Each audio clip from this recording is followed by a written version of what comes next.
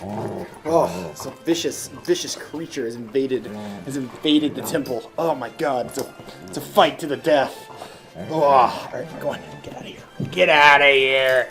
Get out. No, round two. Get out of here. Hi, I'm Bjorn, movie archaeologist, and as y'all know, I am a movie archaeologist, someone who hunts for movie-adjacent artifacts and reviews said artifacts for their luster. And people who watch this channel a lot know that I minored in cape shit. I did my doctorate in cape shit. I talk a lot about cape shit. I know a lot about cape shit. It just so happened that some cape shit came out. So you know what?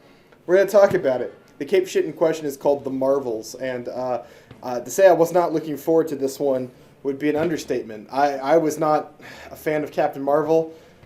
Hey, hold the phone. I'm not a misogynist. I just didn't like the movie. I just didn't think it was very good. And I can say this movie is an improvement on the original Captain Marvel, in my opinion. And I think the reason that is the case is, there's a lot more cool-looking planets to look at here. Kamala Khan is kind of likable, actually. They made some efforts to make Captain Marvel at least a little bit more likable. She comes off much less angry and vindictive and more, I don't know, normal. It's kind of nice.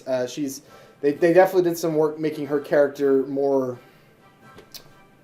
I don't know, not boring. And then you've got Monica Rambeau, who's also there. She's in the movie. She does some things in the movie, and she's there. Like when you look at the footage of the movie, she stands there, and you're like, oh yeah, that's Photon. Isn't that what her comic name is? I don't remember. Whatever. So yeah, what did I think of the movie overall? Very mid. Just saying it's better than Captain Marvel, which it is, doesn't make it not mid. It's in the Ant-Man tier, Ant-Man 3 tier. I honestly, you could call this the anti-Ant-Man. And that might be kind of confusing. It's like the opposite of Ant-Man in every way. The lead character, the new young teenage character that winds up kind of becoming the lead of the movie, is likable, as opposed to Ant-Man, where Cassie, I think her name is, Ant-Man's daughter, is horribly unlikable, and I didn't care for her at all in that movie. And then you've got, this movie where it has the lamest villain you could possibly imagine. A villain so lame that it felt straight out of Thor the Dark World, like that, what's that dark elf's name? Like that guy, that level of lame villain. And then as opposed to Ant-Man, where the villain was awesome and easily the best part of the movie. So it's like a weird, it's like they're the opposite of each other in every way. Like everything that sucks about Ant-Man is better in the Marvels. For example, the Marvels has better CGI overall.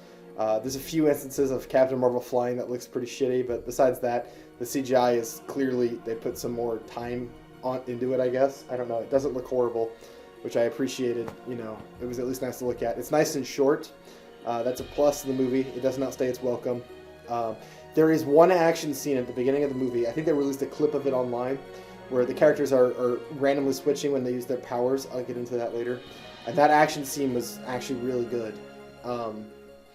There was some creativity there, and it was well choreographed. But what's strange is the other action scenes later in the movie are not nearly that good or that fun. And I don't know. Well, I just thought of the last thing that makes it the opposite of Ant-Man. At the end of the movie, when a character has to sacrifice themselves to close off a portal which would trap them in a place they can't escape from, in Ant-Man gets away scot-free because, we can't have consequences. And in this movie, when a character is in that position, spoilers, they actually wind up being trapped in another place, which, it literally is the opposite of Ant-Man in every way. But it also has, what made Ant-Man good makes Captain Marvel 2 not great. The villain, I can't talk enough about how lame and pathetic this villain is. I got nothing from this guy. Just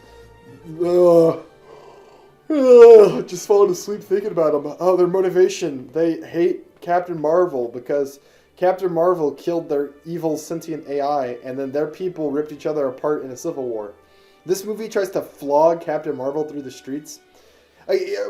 I'm going to digress. This movie does the Flag Smasher thing from Falcon and Winter Soldier. Those who watch that show know exactly what I'm talking about. I'm going to go to bat for Captain Marvel here. In that show, Captain America and the Winter Soldier, we have this little terrorist turd, Flag Smasher. I forget her real name. And she's horrible. She kills people. She burns people alive. And the show expects us to think She's actually the good guy, guys. She's been the good guy all along. She's only doing what's best for her people. But no, she's just a little terrorist. I'm not going to feel bad for her. She gets shot and I clap. Like that. This movie has a similar vibe. You've got space World War II villain Kree lady from the race that commits genocide, like in 3 different movies in this franchise. And Captain Marvel's all guilty because she killed their evil racist AI that was destroying the world. And then because of that, the Kree then got in their own civil war and destroyed their own planet in a civil war she had nothing to do with, that they fought themselves. And now she's like all guilty over that? Why? Why is she guilty over a civil war that she had nothing to do with, really? I don't know. And they're all like, yeah, it's Captain Marvel's fault. We fought a civil war. What kind of wank-ass motivation is that? It would have been so easy. Just, like, have Captain Marvel kill her mother or something. Like, make her mother... There's, like, 10 other ways she could have hated Captain Marvel, but what they came up with was just super random. Let's play a game real fast. IGN sucks at reviewing movies. IGN gave this an 8 out of 10, which I knew before going in. And one of the things they talk about is... like the consequences of war being a really integral theme, and they were talking all about that shit. Having seen the movie, what the fuck are they smoking at IGN? There's nothing like that in here. It's like they're trying to be savvy, like we're talking about the consequences of foreign intervention in war, but then they present like such a messy, unthought out example of it to the point where you just wind up rooting for the hero who's supposed to be in the wrong technically. I don't know. The movie ends with Captain Marvel saving the day by reigniting the sun and saving the Kree people. And, like, not to be this guy, but, like, should she? Would we? Yeah. I mean, hypothetically, maybe we don't save the evil race that has started multiple wars and is just all around pretty evil. Yeah, just a thought. Remember Ronan the Accuser? Yeah, that guy was a Kree. Remember Captain Marvel 1? Yeah, those guys were Krees. The Krees literally commit genocide like 3 times in this movie. Whatever. That's a nitpick. I have one other nitpick, though. So what happened to that ocean planet, huh? You know, the one that the Krees, like, destroyed all their water and probably threw their planet off its orbit because of the change in weight and a whole bunch of other cataclysmic things I can't even think of right now because of that. Did she just, like, take the water back from the Krees? So, like, what happened there? Did the Krees keep the water and that other planet is just fucked? Does Captain Marvel open up a portal and take the water away from the Krees and, you know, damn them to die of thirst? Where's that movie? You want to talk about the consequences of war? Let's focus on that. That sounds kind of interesting. This is all very nitpicky stuff, I'm aware, but focusing it on the movie, there is one scene that got a chuckle out of me where a bunch of cats, like hundreds of cats, kill a crew of people, and the sequence is played for laughs, and it is fairly funny. Speaking of cats, dude, I got a cat right here. Look at this thing. It's trying to sneak into the temple. We already have a dog that lives here. We don't need a cat here too, dude. What are you doing here, man? Get out of here. But, dude, this temple is like a menagerie, dude. There's just animals everywhere here now. Overall, I just thought the movie was kind of mid. I hate to be that guy, you know, it's mid. It's the most boring, predictable movie you've ever seen, with a few, like, 1 or 2 funny moments. One standout character, Kamala Khan, who is actually very likable in this movie. I won't deny it. She is maybe a little overplayed at times, but overall leaves a very lasting impact. When you watch the movie, you're like, I like her. She's likable, at least to me. Captain Marvel, they make some mild improvements on her character throughout this movie. It feels like too little too late to a certain extent, but hey, at least they're trying, and I appreciate that. Brie Larson does a better job than she did in the original movie. But all that isn't enough to save it from mediocrity. It's just boring. Nothing really standing out. It doesn't really take any risks. The only thing that I would even say is like worth seeing the movie for is that opening action scene, and then the after credit scene was kind of neat, which I'm going to spoil right now. We see Monica Rambeau get sent to an alternate universe because multiverse is everywhere now, and Beast from the X-Men is there, but they've given him his classic comic look, and that was kind of cool. I think it was played by the original guy who played him in the original X-Men movies.